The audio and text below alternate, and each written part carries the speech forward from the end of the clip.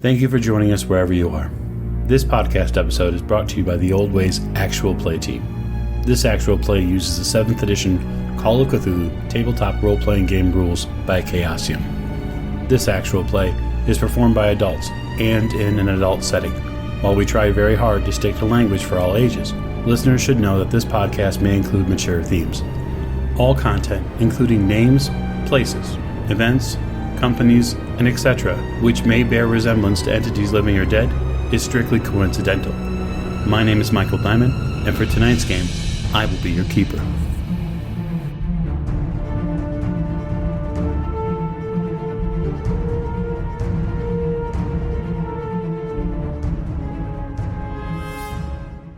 Previously, on the Old Ways podcast. Miss Lane, this is your alma mater? I did not know this. I never mentioned that. So did this snake god have people sacrificing on their behalf? Yes. And where was this at? In Chicago. Seems like you had quite the adventure in Chicago. Well, we have to go back to Miss Carlyle's. I also want to bring up, too, that we may want to go to London as well. Not only that, our chronometer is set for London time. I also may or may not find a connection in London.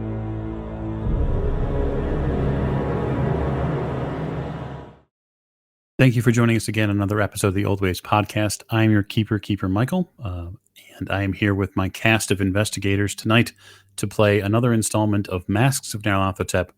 We currentently find ourselves a bit north of New York City. We're in Arkham right now, and I'm going to let the investigators introduce themselves, but I want to just state for the record, nothing so far in Arkham has been set on fire by this crew yet. Give it time, though. So to my right. Yes, this is Lonnie, and I am playing Lawrence Edward Oliver Forsyth, a man who is trying to get out of going to a party. Really? Interesting. And then to his right. This is Morgan. I play Lillian Lane, and we are finally going to a party, I think, today. Finally. Yes, party. At the end of the virtual table. This is Jake. I'm playing Jack Doyle, and yeah, it's about time we get to this party. It is. It feels like forever. To his right. This is James. I'll be playing Dr. Sigmund Tattenbach, and what is this about a party? I am waiting for this, yeah. And then our resident firebug, last but most certainly not least. Tiffany, I am playing Maeve O'Shea, and I have better things to do, like read books and learn spells. Oh boy, spell learning. Spell learning sounds fun. Okay, so again, we raise the curtain. It is early morning in Arkham, and we raise the scene on Arkham Asylum, a sanatorium that has been part of the culture here for many, many years. Miss O'Shea, you stand outside its cold and still frosted gates as the local groundskeeper and one of the orderlies assists in opening the gate so you can come in to see your mother. It's about just after 5. Okay. I would hope that I would have grabbed her something to eat. Yes, the hotel attendant was nice enough to collect something for you. It's not much more than a few pastries and just a few slices of ham that's from the local butcher, but it's definitely something. And it's probably better than what she's getting. Likely. I mean, Christopher did say that he was doing his best to try to improve conditions at Arkham, but much like many convalescent homes and asylums and sanatoriums of its era, it is, well, quite frankly, it is dependent upon a society that supports it, and not every city and town support the need for proper medicinal treatment. I'll just head on in and see my mom. Yeah. The Oh, would and be- sign in. Yeah, they're gonna shove the paper at me.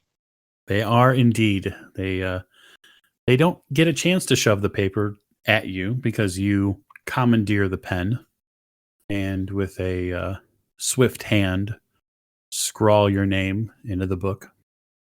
You can see the attendant behind the desk gives you a strange look. I see you've been here before. Yes, several times. Well, don't stay too long. Okay. Then I will head in the direction of my mother's room. They usher you back towards your mother's room. Just down the hall and a bit to the right, you see actually a rather quiet and peaceful Arkham. Interestingly enough, there's not a whole lot of orderlies out running around as far as doing their duties. Most of the patients are still in their rooms. There's a couple in the main area that are sitting and just staring out the windows. But unlike the last time, there are not as nearly as many in the open. It's probably because it's fairly early still. You approach your mother's room and you can hear her humming something on the other side of the door. I will knock on the door lightly. Okay. Or then crack it open. You open the door to see your mother painting. She doesn't turn so much as she lifts her head. She slightly inclines her head a bit as if to acknowledge that you've arrived. I will sit down on the bed then and watch her paint for a little while. Coming to say goodbye?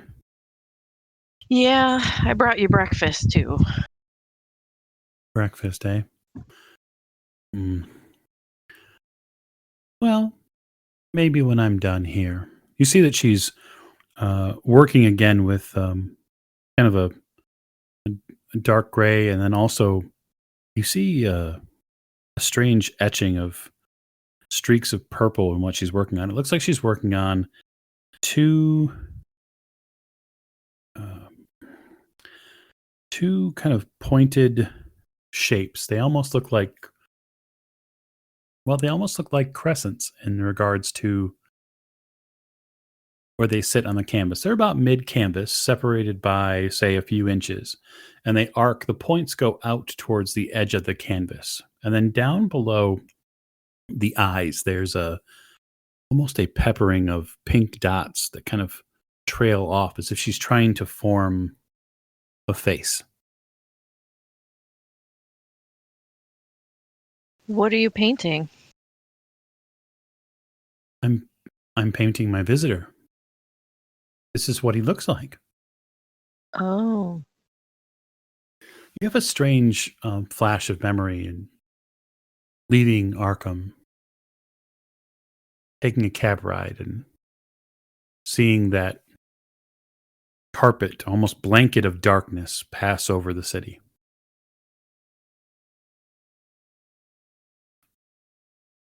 I thought he left last night. He returned. He came Oh, to my window. To talk to you? No, we didn't talk.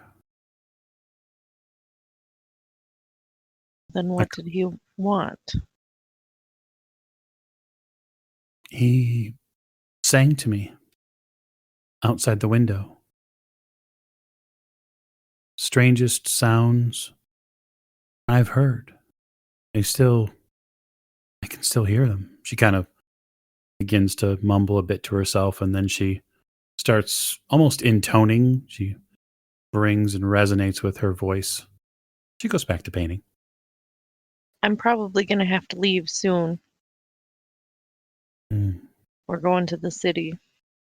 She puts the paintbrush down, turns around, walks over to the bed and takes your hands in her still kind of paint-covered fingers. She says, she looks at you as clear and as open-eyed as you've seen her in years. And she says, Maeve, honey, Yeah. don't come back. It's not safe for you here. What's not safe? This place, me, all of it. You can feel her grip tightening on your fingers, almost pressing the blood out of the joints in your hands. Are you safe? I have someone to protect me. He visits me all the time. Well, I can't promise that I won't come back, but it will be a while. Now, where's the food? She kind of smirks. I'm gonna, where I laid it out on her desk or table or whatever she has. She sits down. She takes a few healthy bites of some food. And she kind of, again, goes from eating what you brought to returning to the easel to continue to paint. It seems that she's decided to forego the need of a brush, and she begins painting with just the delicate touches of her fingers, almost as if she's trying to get a specific effect. Stepping back from the painting itself, because you're a bit further back, you can see that she's now formed rather swollen cheeks under these crescents, and you can see she's beginning to form kind of a strange opening below them, as if maybe it's a maw. It's not a human mouth, that's for sure. It almost, if you didn't know any better, you almost might think it's a gargoyle. Are you sure that your visitor is going to protect you? She stops immediately, turns around. He would never harm me. Why is that?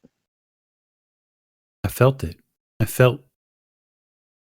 I know that he would never harm me. What have you given him in return? Nothing. He hasn't asked for anything. Seems a little strange, don't you think? Hmm. In the way of those things go. Not as strange as living your days in a sanitarium. Well, that's true. Take your coat and whatever safety and good wishes you'll take from me and go. Love you, Mom. I love you too, sweetie. And I'll take my things and leave. Okay. You collect what you need and head out the door, down past the orderlies and the front desk and back out into the cold morning streets of Arkham. Back at Hotel Miskatonic, the group is beginning to rouse for their early train ride back to New York. Is anyone doing anything specific before they leave Arkham? I can't think of anything specific. I mean, obviously, other than, breakfast and getting up and getting ready to go. Since it's an early train ride, I don't think I don't have time to get anywhere else and back. So just getting ready to go. Okay. Yeah, I can't think of anything we need to follow up here or anywhere we need to go. I'm making a note to come back if we have time later to see that rock that fell from the sky. That sounds pretty fascinating, but the doctor otherwise is, ready to rock and roll. Cool. I'm also going to stop by Christopher's house on the way back Okay. and tell him goodbye. Christopher, he's up. It's not that it's too early for him, but obviously he's sad to see you go. He tells you that he'll continue to look in on your mother as close as he can.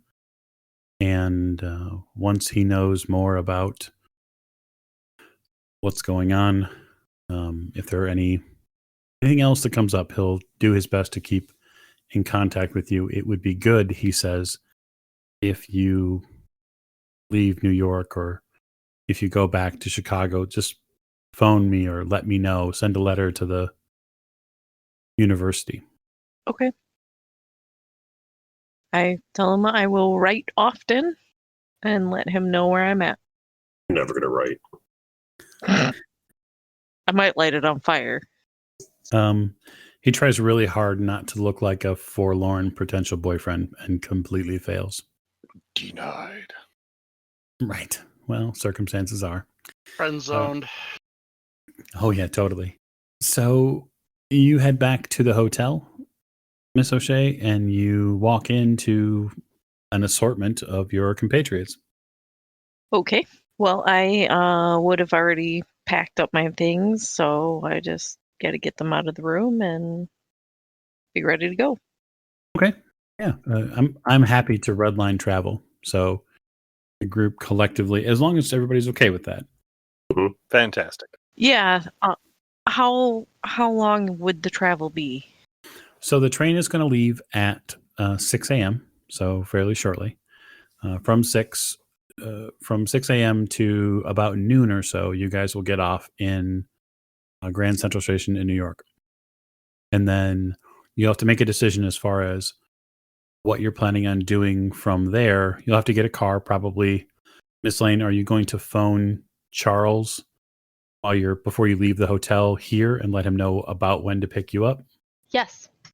Okay. So that's kind of what I figured you might do. So he can pick you up at Grand Central Station and then go from there back to Miss Lane's apartment, at which point you guys can prepare whatever you're going to take to go to Miss Carlyle's house or her estate, the Erica Carlyle's estate, and then go from it's about a 30-minute ride basically from downtown. Okay. So the group gathers together, they get into a cab, they head back down to the train station. From the train station, they head back into the train, and then you guys board the train bound for Boston. You know that you have to switch at Boston to go back to New York. For the most part, the journey this morning is cool. It's a little colder on this train than you had expected. A cold front has whipped through the area again. It hasn't brought snow per se, but it has brought a bit of colder temperatures. So, Doctor, you're kind of absent-mindedly covering up your leg a little bit because with the weather turn, it's a little stiffer this morning. Hours pass. People read papers, they sleep, potentially they read strange occultic texts. There isn't much on the early train back from Arkham to Boston as far as it's not a whole lot of people. So there's really not a lot going on. The one thing that does stand out as you guys get into Boston is that there's, at least outside the train station, it seems that there's been some sort of accident. Doyle, did you see this? Look at this. Yeah. What's going on? Looking out the window, you see a couple of horses and a wagon, like a pre-motorized wagon. Looks like it's spilled something onto the road. It's several barrels of something, and now there's a few collected, what look like police officers. And then you see one of the police officers has an axe, and they're opening up more barrels. Oh, Parade. damn shame. I was just going to say that's a damn shame, too. You guys kind of curse in the windows. They're like, oh, God. I'm telling you, Doyle, it can't last long. There's no way that this legislation could last as long as they are expecting it to. Everybody who's staring at this situation, and it is pretty interesting, go ahead and give me a spot hidden roll. Everyone? Anybody who's paying attention. Okay. Lawrence is not paying attention. That seems to be the case, yes. 37 under 70 for the doctor. Thank you, sir. 47 out of 68. 80 out of 45. Ouch. 33 out of 88. 14 out of 92. By the look of it, as far as the rolls go, it was a hard requirement. So for those of you who got just regular successes, you see basically the thing that draws your eye to this is the collected people around, and you can't kind of take your eyes off of the cops swinging this axe and breaking open these barrels. They're doing it very publicly here. Miss Lane, what you see that kind of piques your interest specifically with a hard success is they have a collection of people lined up against a nearby building wall. And it looks like the people who are being arrested, their clothing is fairly professional, fairly upscale. The suits are nice. But what tips you off most about them is that they appear to all be of Irish descent. They're fair-skinned. They're either blonde or redheads. So yeah, that's probably something that piques your interest. Doyle, what you pick out specifically of the people who are going through this terrible situation that's happening to them is nearby one of those officers, you see a Thompson machine gun. And from the looks of it, it appears it's been seized from whoever was driving this carriage. So what you're saying is they just are leaving it unattended? Yeah, not so much unattended, but it appears as if they've taken it away from these gentlemen and are collecting it amongst the things that they're seizing from them. Like the mob wars are eating up out here. You do get that feeling, absolutely.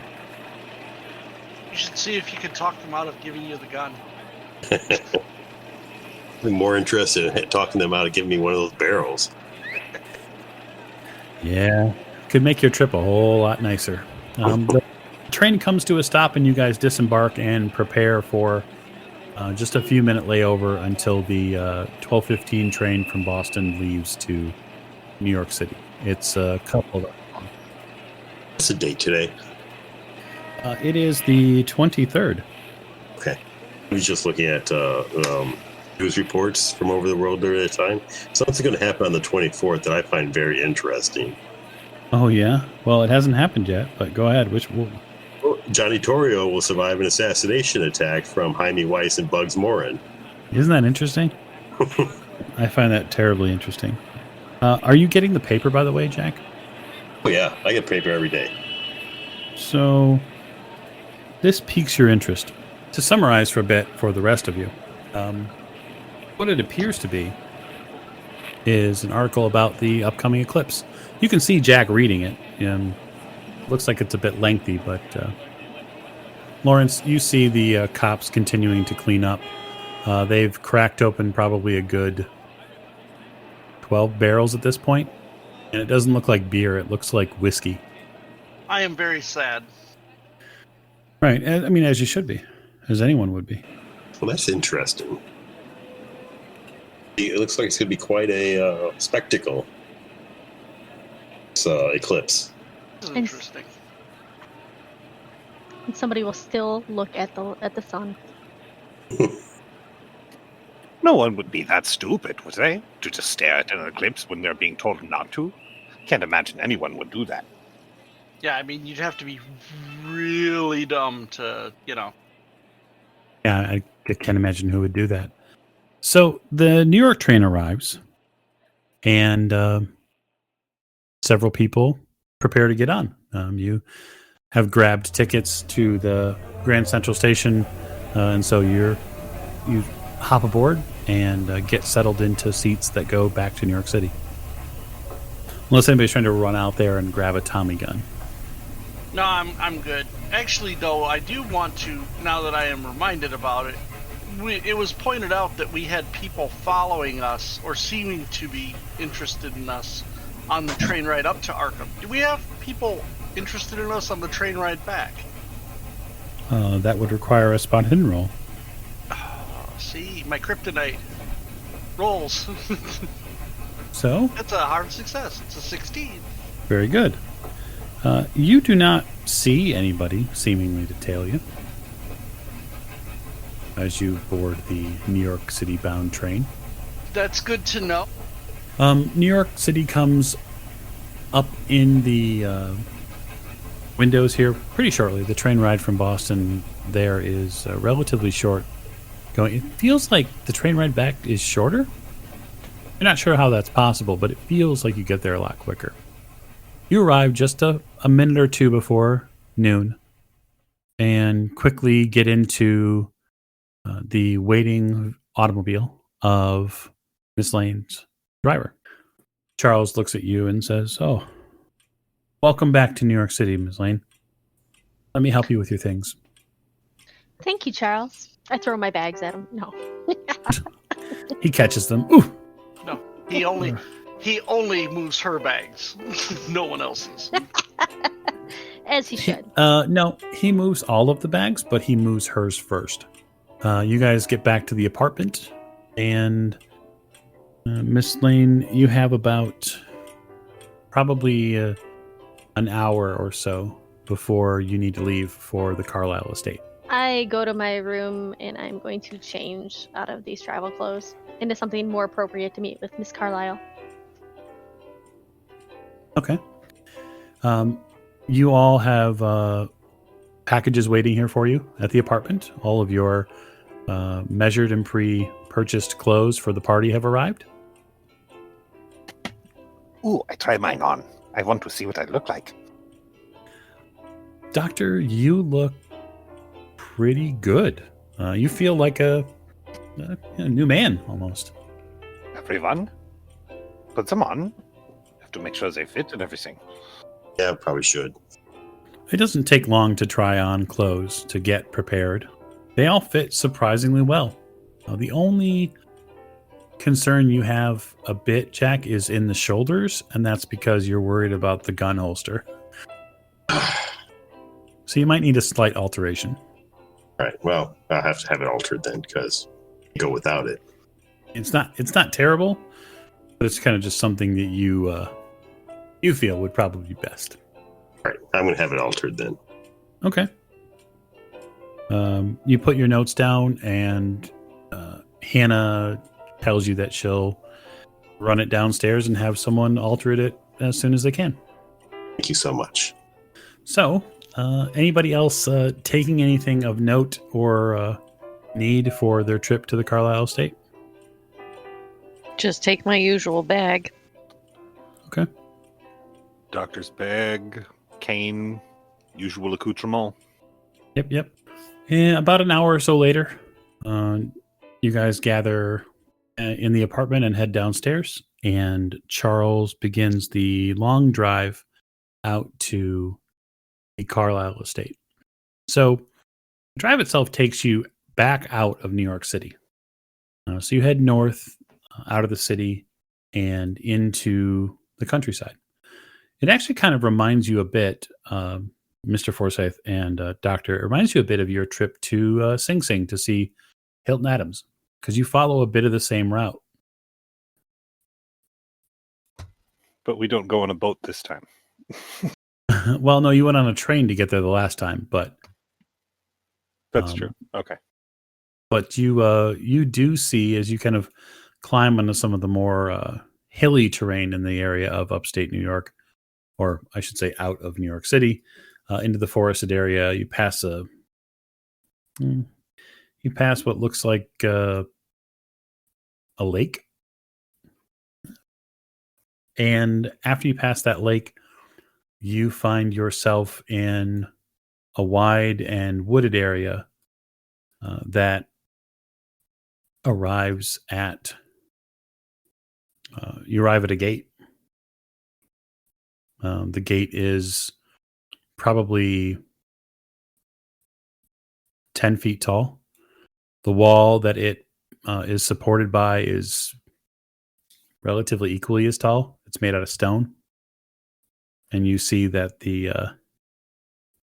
there are kind of old-fashioned wrought iron entryways that sit on the left and the right-hand side of this as well. There are several people that stand outside the gate. And Charles drives up to and stops in the stone driveway. Mein Gott. I have seen smaller castles in Bavaria. Yeah, the estate is fairly large. At least that's the way it seems. Charles turns to you, Miss Lane. This is the place, yes? Correct. Very good. He continues pulling in. One of the men walks up to the car. He's got not a uniform per se on, but he has a kind of a buttoned up jacket and fairly stern look. Can I help you? Charles turns to him momentarily and says, Miss Lillian Lane and her associates to see Erica Carlyle. The guy in the jacket gives the car a once over, just kind of looks very carefully. Mr. Gray said that you were coming by.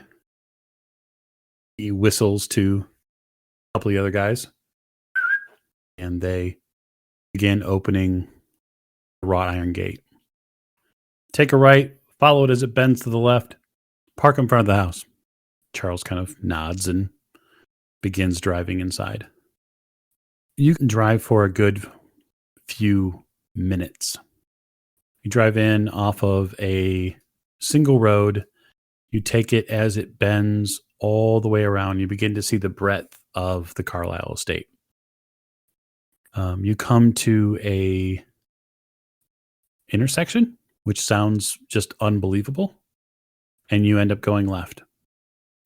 And you see a smaller house in a different area. It looks like maybe it's a, I don't want to say a servant's house, but maybe that's probably what the players would think. The characters would think anyway. It's definitely a secondary house. And then as you turn left, you begin to see this full estate, the actual manor. And it's very impressive. Multiple floors. It's got a wide footprint, a big circular driveway. You see what appears anyway to be forested areas nearby, and what you think is some sort of grand veranda out back. Lillian, this reminds you of your parents' home. Charles puts the car into park with a swift pull of a lever. All right, one moment. He steps out of the car and goes around and opens your door, Miss Lane. Outside the estate, in this circular driveway, you see Gray has come out from the house with a couple of other what appear to be either house servants or house staff. He walks up to the vehicle. Miss Lane. Mr. Gray, how are you? Doing well. Good of you to come. Thank you for allowing us to you and Miss Carlyle for allowing us to come out this afternoon. Of course. Miss Carlyle makes all the rules. So if she says you're okay to come, then you're okay to come. Of course. The rest of you exit the vehicle and you begin to kind of get the breadth of the view here. It's pretty impressive. You get ushered inside the house and you go to what appears to be a sitting room. This is a sitting room that has a fair amount of bookshelves. You see wide leather couches. You see open windows with even though it's the winter, there's still bright sun streaming through them. And there is a service of plates and refreshments on the table that sit in the middle.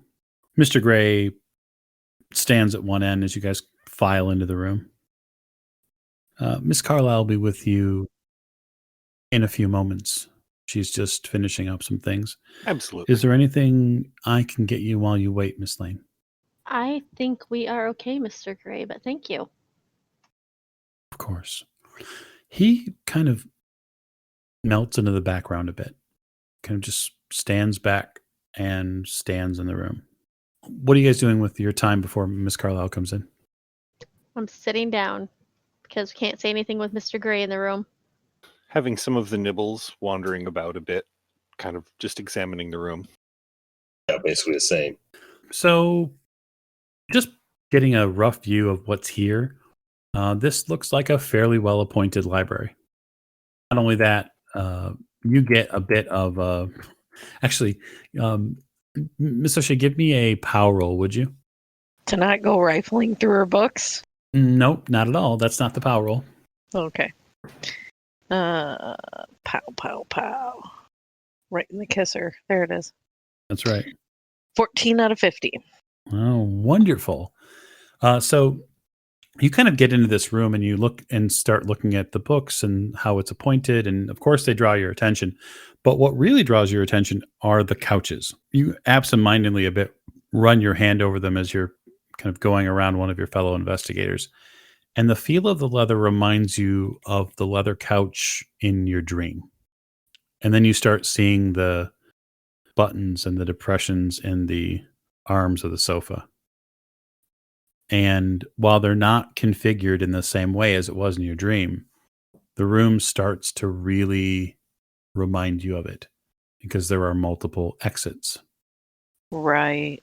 If I go to the bookshelf where I found the one book, do I see a similar book? No, you don't. You see books, but you don't see a similar book. Okay.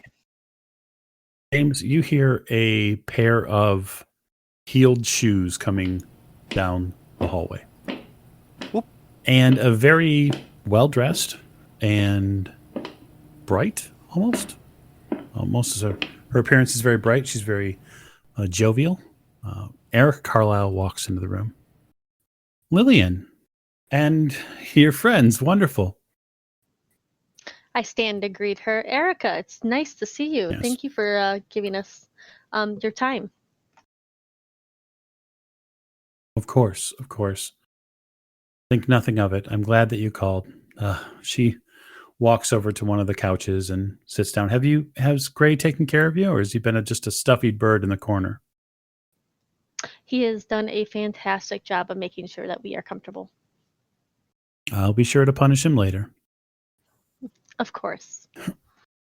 She just gives him a very simple raised. She just raises her arm just slightly, and he walks from one end of the room after shutting the double doors that lead out in that area. She walks to the other side of the room and exits the room and shuts those, leaving you with her. So you'd said that you wanted to discuss some things. It was not a problem at all. Jack, it's good to see you. She gives you a kind of a direct eye, Mr. Doyle. Miss Carlyle, I hope that you're doing well. as always.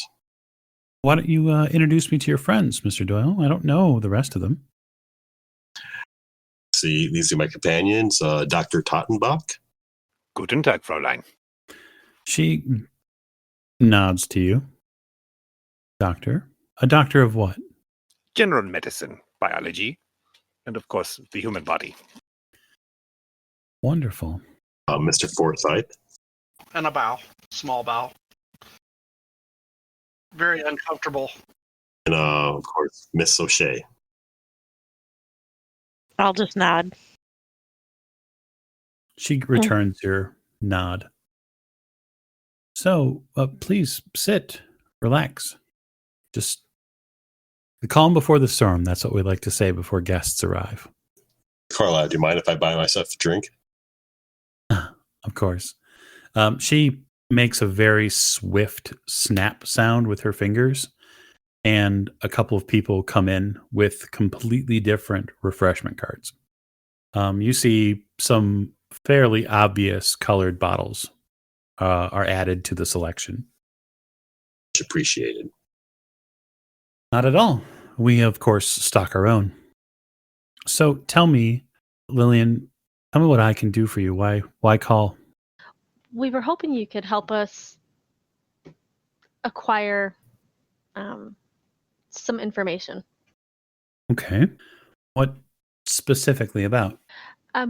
We don't want to bring up any bad memories, but we are looking for information regarding your brother, specifically a journal that he had.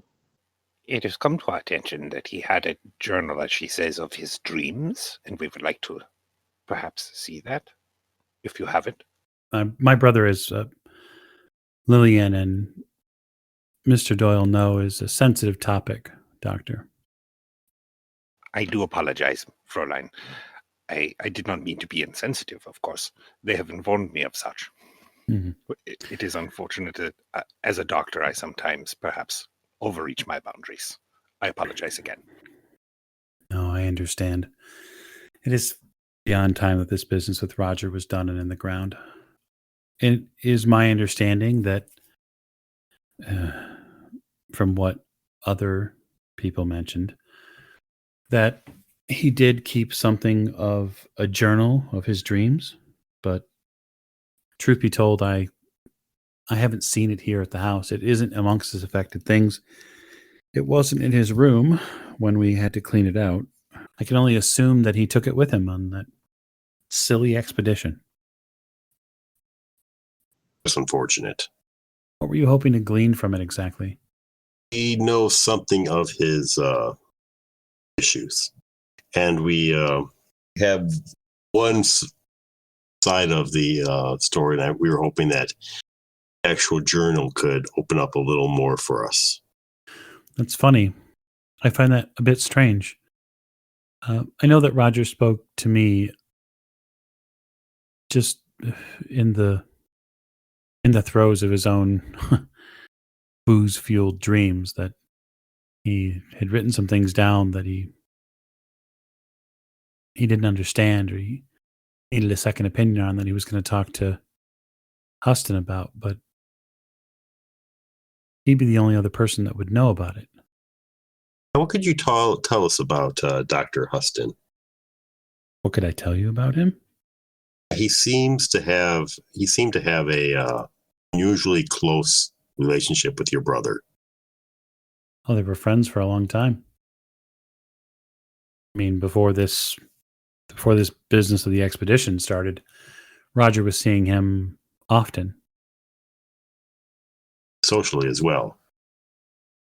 Well, and quite frankly, if you were a friend of Roger's in his business life, you were likely a friend of Roger's in his personal life. Madam,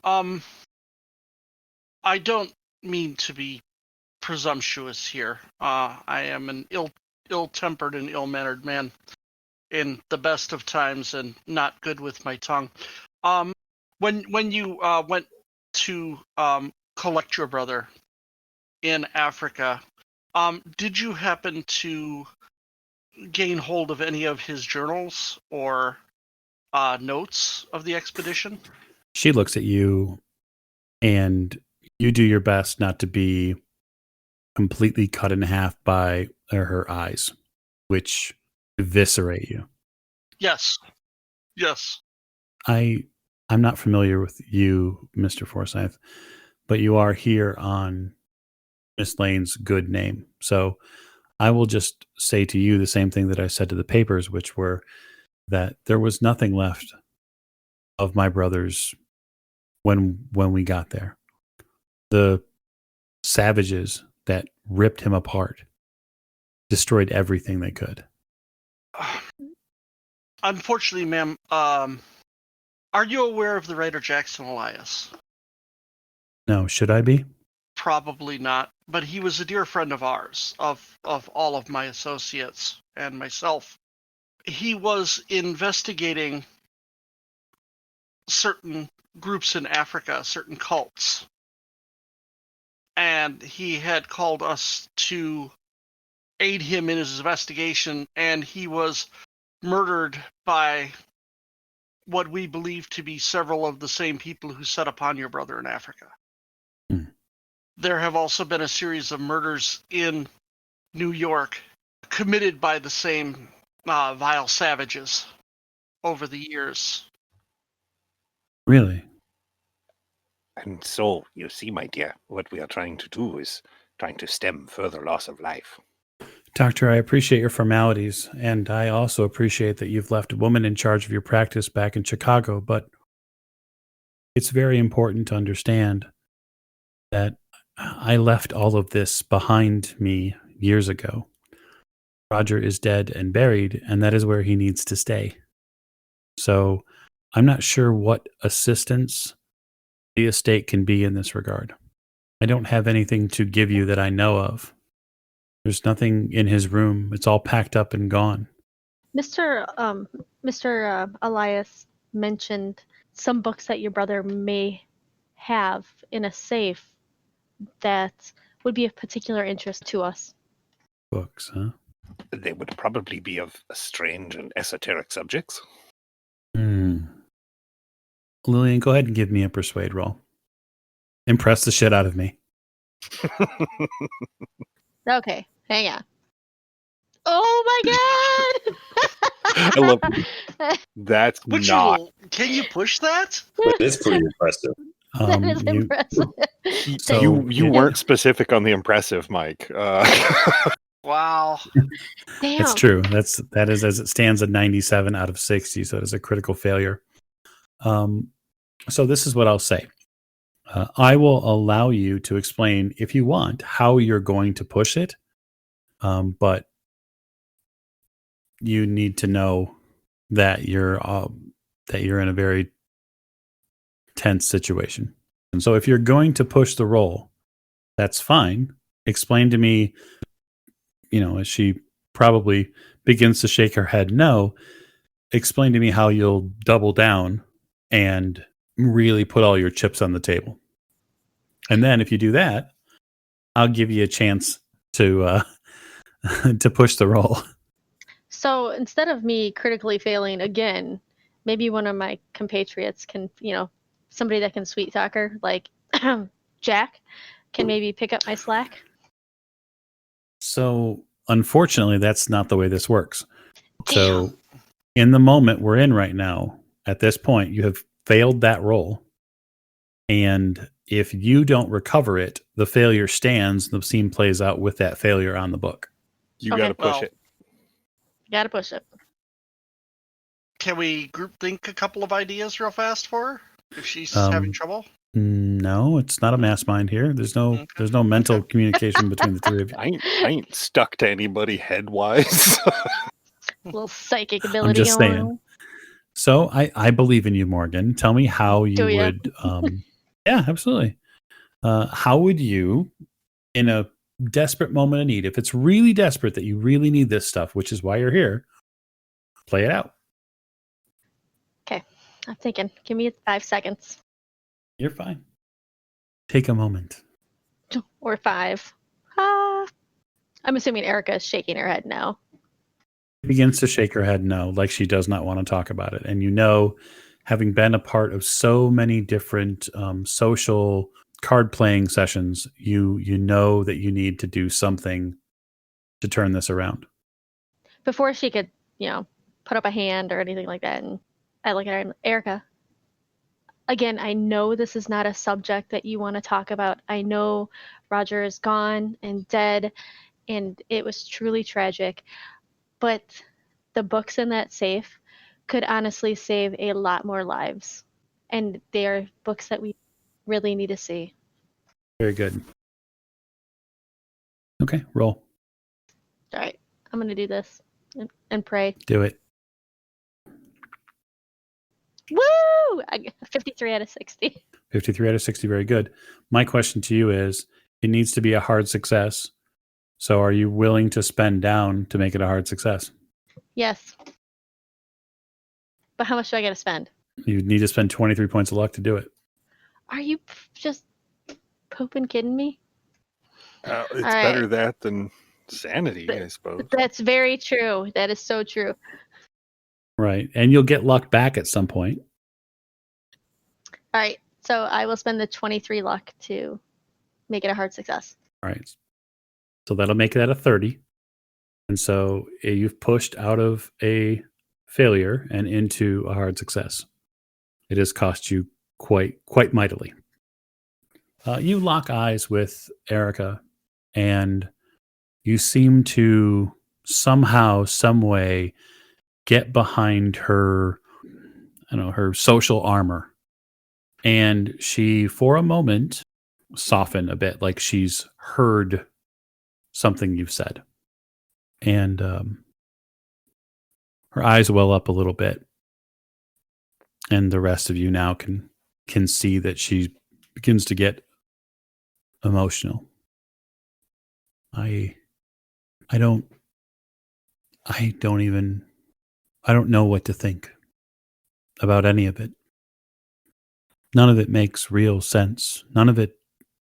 All of his friends abandoned him. Everyone abandoned him. That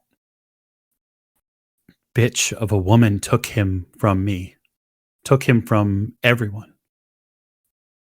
She kind of gets up and heads to the refreshment table and pours herself something to drink. Do you know what the worst part is? I'm glad he's gone. He left us in ruins. But I still don't want other people to suffer. Not if it possibly had something to do with what he did. There are books here. Might be useful. She goes over to part of the bookshelf, and you see a very thick book covered in bright green leather. Writing on it? Yeah, absolutely. It's a Collected Tales of Edgar Allan Poe. Okay. She takes it off the bookshelf. After she takes it off the bookshelf, she takes a couple more books off of the bookshelf. And you see, as soon as she takes more than one book, Gray comes in from the doorway and just takes the books in hand and then walks back out. The books she pulled off the shelf. When she pulls the rest of these books off the shelf, you see a safe that's been built into the bookcase. You see the front of a safe. She gives the knob a few lefts and rights, and then you hear a metal on metal turn as the safe pops open.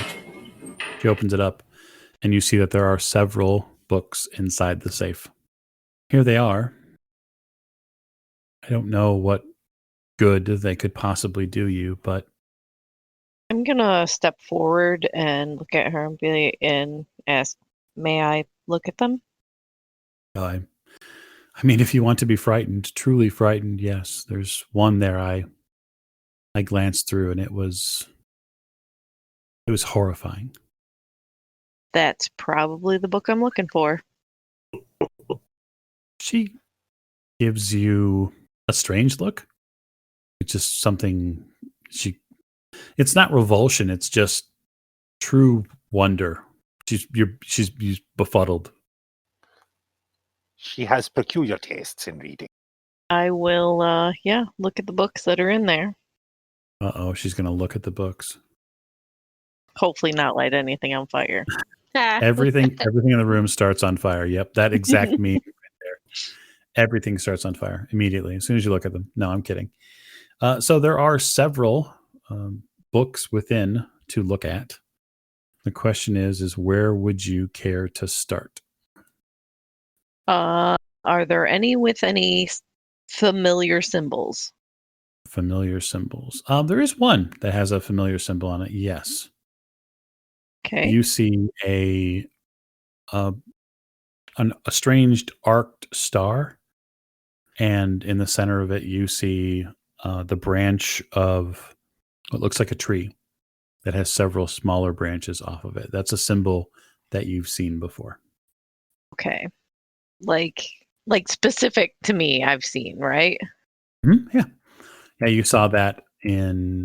It matches the same symbol that you saw in Swift's book. Right.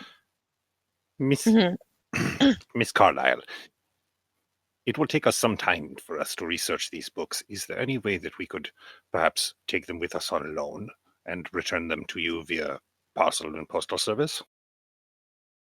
I had actually, at one point, Doctor, considered having the book sold. I would advise against that. They're not the kind of books that need to be general circulation. Yes. Well, everything has value, Mr. Doyle. I'm sure you know that. Oh, absolutely. Books are no different. So she turns to you, Miss O'Shea.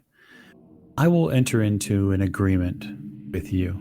Provided you're willing to agree to the terms, you can utilize the books as you see fit. What are your terms?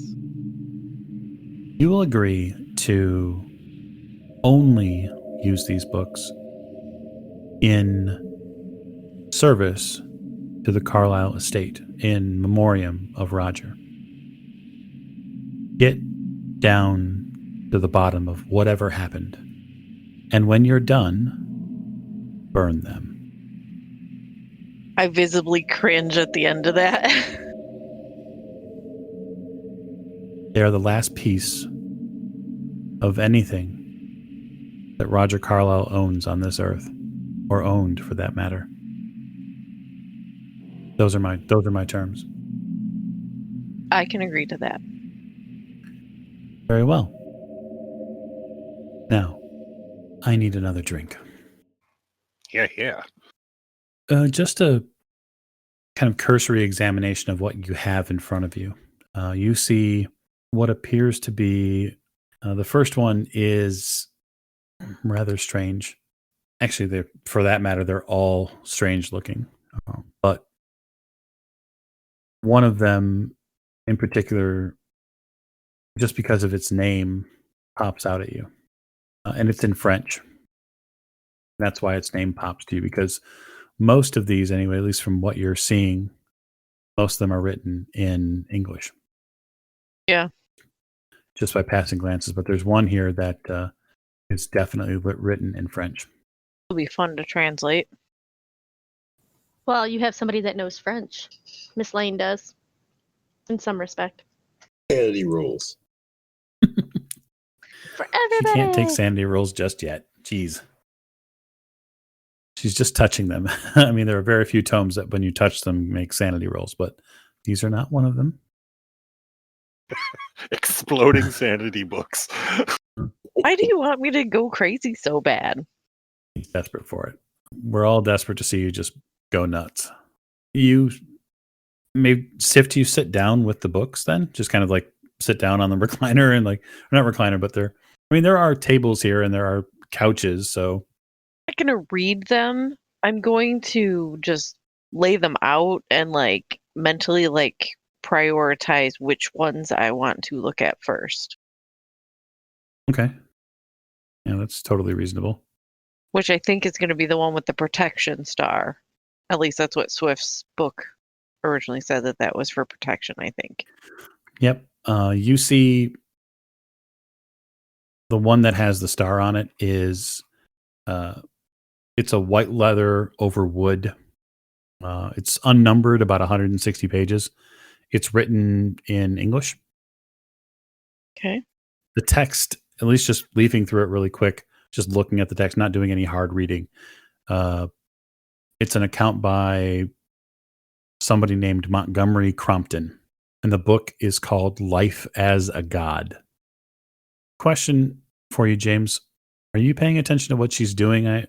Very closely, actually, yes. I'm very closely Everybody paying is. attention to the books. Well, I've also done some studying at your elbow there, and the what little I know, I'm fascinated by. So, definitely paying close attention. I'd like you to make me a medicine roll. Human skin, here we come. Now the question is, would you like to spend luck to change that? Yeah, I'll go ahead and spend the 7 luck to change that. Okay. So you succeed.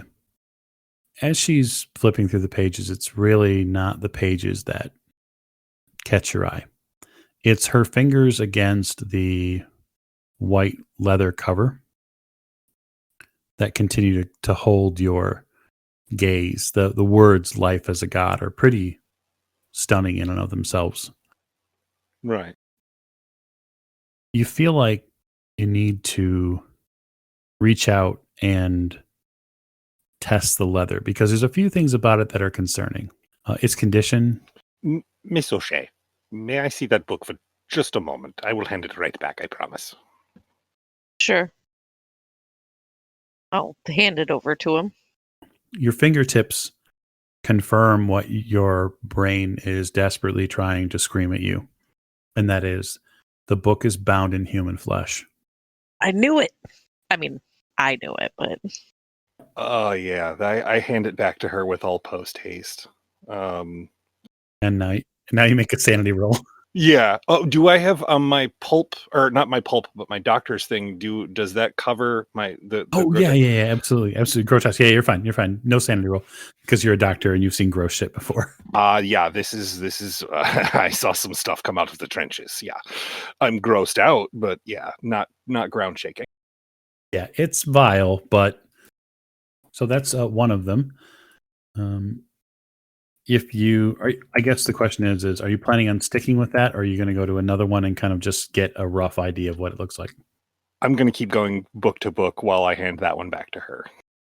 Yeah, I'm going to keep looking at the different books too, just to see what we have.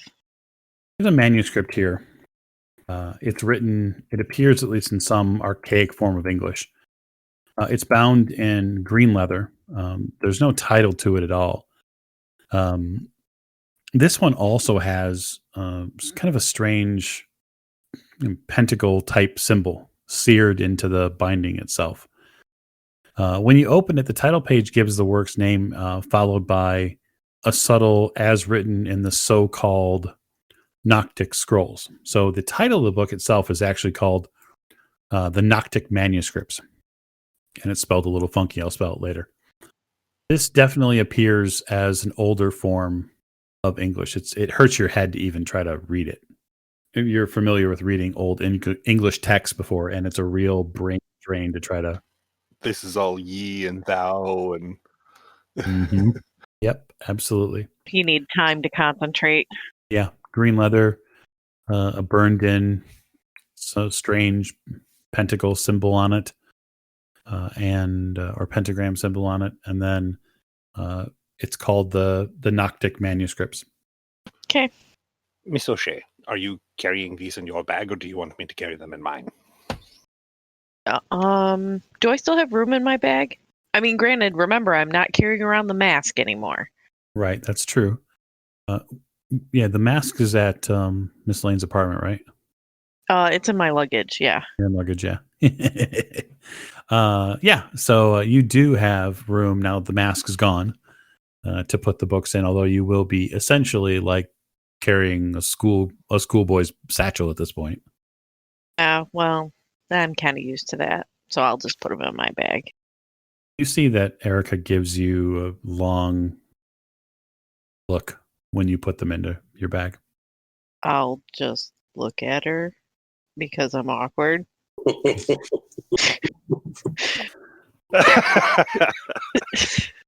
Well, that steals it then. I'm going to own the awkward.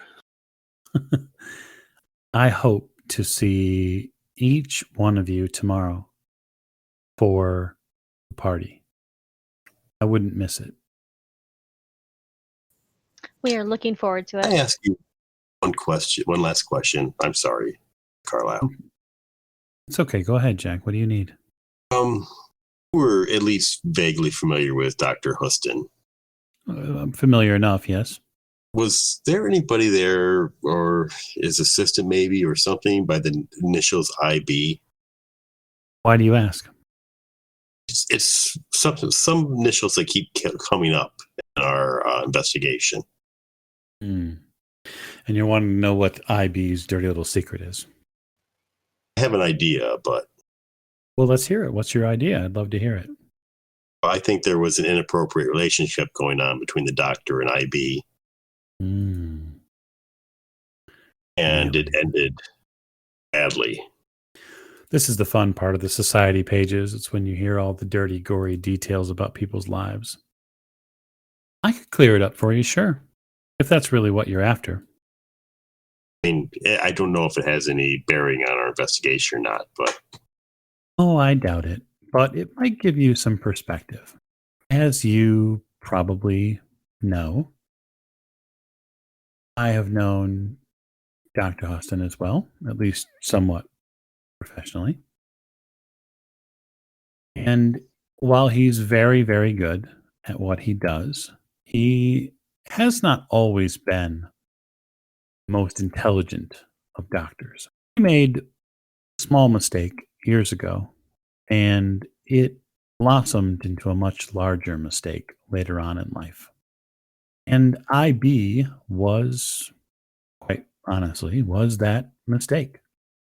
He enjoyed fame and notoriety as a doctor. Unfortunately, as far as he is concerned, his former practices were not looked well upon. And even though he was a Johns Hopkins graduate, he did unfortunately enter into an affair with Miss Imelda Bosch, a young woman who arguably could have been. She was young. She was very young. I'll just put it that way. The relationship ended when Miss Bosch committed suicide. She did so after finding out that she was with child. I'll just say that the doctor's reaction to finding out that he was going to be a father was not a pleasant one. And he demanded that she do something. And so you should just understand that my view of Dr. Huston is a little aligned. Roger had to come in and sweep everything under the rug. He used our considerable social and financial power to clean up any loose ends. And I have no doubt that that was part of the reason why he was able to leverage someone as intelligent and as powerful in his field as Dr. Huston into the expedition in the first place. It seems he was more than willing to feed the country, as it were. Well, wouldn't you, if you were in that position? Indeed. Did they ever find this woman who went on the expedition, who led your brother into this expedition? Benet? No. She probably ran off into the jungle where she came from. I have a party tomorrow to prepare for. So if you don't mind, I will bid you adieu, as they say. And I will see you back tomorrow morning bright and early. Thank you for your time, Miss Carlyle. We are looking forward to it. All right. You guys take your leave. Mr. Gray walks you out back to the waiting car where Charles is, and you guys exit the estate in a fairly comfortable and yet equally disturbed frame of mind. I'm going to call tonight's session there. We'll place you and pick you up the morning of the party. There is a huge event, a huge eclipse event happening tomorrow, and our listeners will not want to miss it.